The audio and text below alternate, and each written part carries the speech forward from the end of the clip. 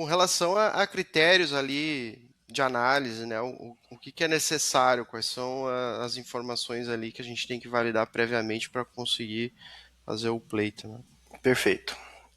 Hoje, o processo ele tem alguns requisitos, ele tem alguns critérios que precisam ser observados, né?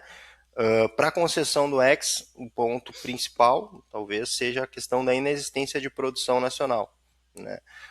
O X ele é um benefício específico para produtos que não têm produção nacional equivalente. Então, ele vai passar por essa consulta pública e só vai ser aprovado se não possuir produção nacional equivalente. A classificação do bem, o produto, para poder ser solicitado o pleito, né, para o pleito poder seguir as etapas de análise, ele precisa necessariamente se enquadrar como BK ou BIT. Né? A NCM ela precisa ser grafada na TEC como bem de capital, né, BK, ou como BIT, né, bem de informática e telecomunicações. Bem de capital, o que seria ali, trazendo um pouco de definição para o pessoal conseguir entender. Bens de capital hoje são máquinas e equipamentos que eles vão ser incorporados no ativo fixo das empresas, né, e vão ser usados por essas empresas para produzir outros bens. É uma máquina utilizada para a produção de outros bens, uma máquina usada no processo produtivo da empresa, né, no processo aí de Uhum. industrialização. E um bem de informática, ele é um equipamento eletrônico relacionado justamente à informática, né? Esses itens, aparelhos, que podem ser também usados para aumentar a produtividade em questão industrial. Então, é um tipo de específico de pleito já voltado também para esses tipos de aparelhos. Só que não são todas as NCMs que se enquadram, né? Como o BK ou como o BIT. Justamente por isso a gente precisa fazer essa verificação antecipada, né, se o produto vai se enquadrar em um desses dois critérios para a gente conseguir seguir completo. E hoje a gente tem também a necessidade, né, um critério ali, a necessidade de que esse bem seja aplicado em um projeto de investimento do próprio pleiteante.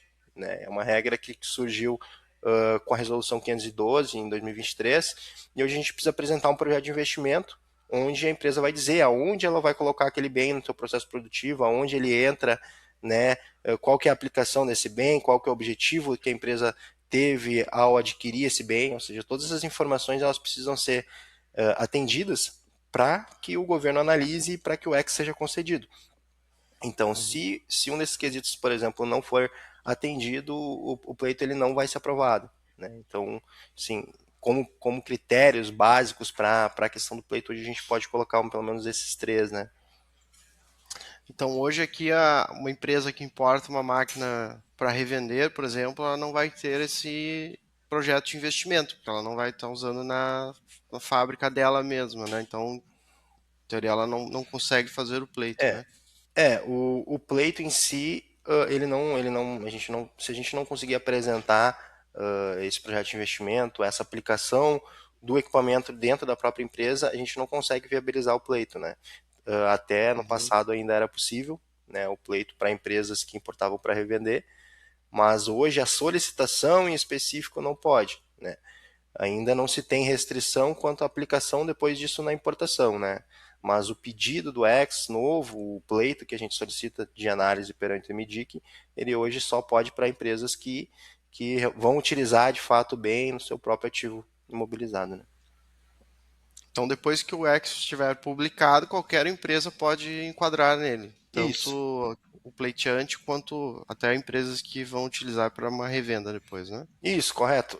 O X ele não fica vinculado a um CNPJ, ele não fica vinculado a uma empresa específica, nem a uma máquina específica. Ele é um benefício para o produto e que pode ser utilizado por qualquer empresa.